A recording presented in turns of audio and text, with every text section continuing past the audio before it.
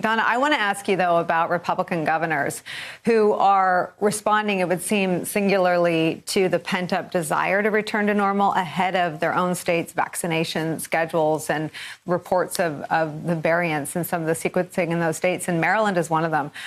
Let me show you. And Maryland Governor Hogan has been, I think, the impression from outside the state, pretty responsible on this. But let me read you some of the Washington Post reporting today. Maryland Governor Larry Hogan on Tuesday said he'll lift capacity limits on indoor and outdoor dining, retail businesses, fitness centers, and religious establishments.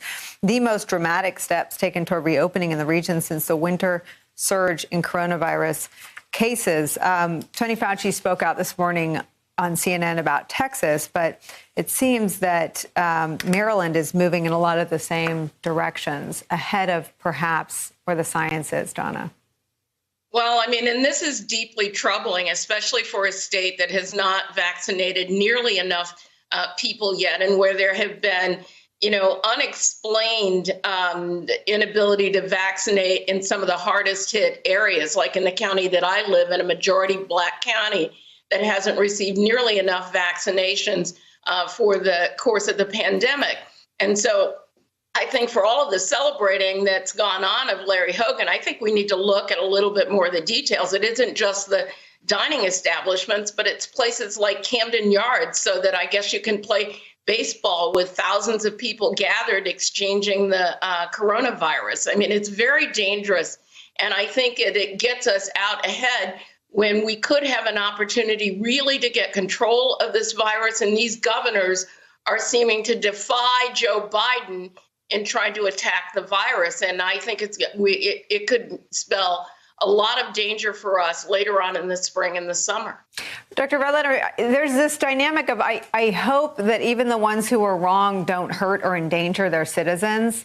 I have this feeling that I hope even the reckless ones are right. But is there something we're missing? The science doesn't seem to suggest indoor openings are safe ahead of vaccinations for their states. That's correct, Nicole.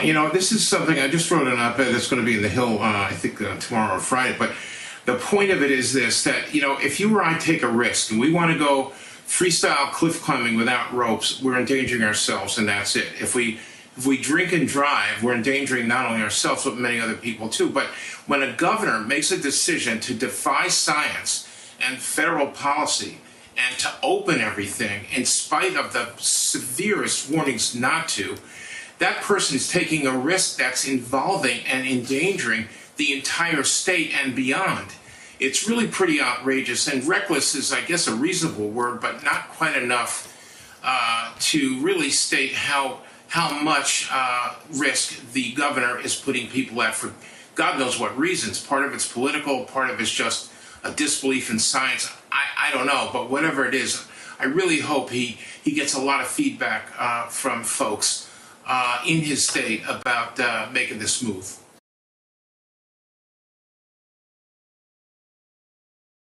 Thank you. Thank you. Thank you. Thank you very much. Thank all of you out there. Thank you as always. Thanks to at home. Thanks for watching. Thank you so much for letting us into your homes during these extraordinary times.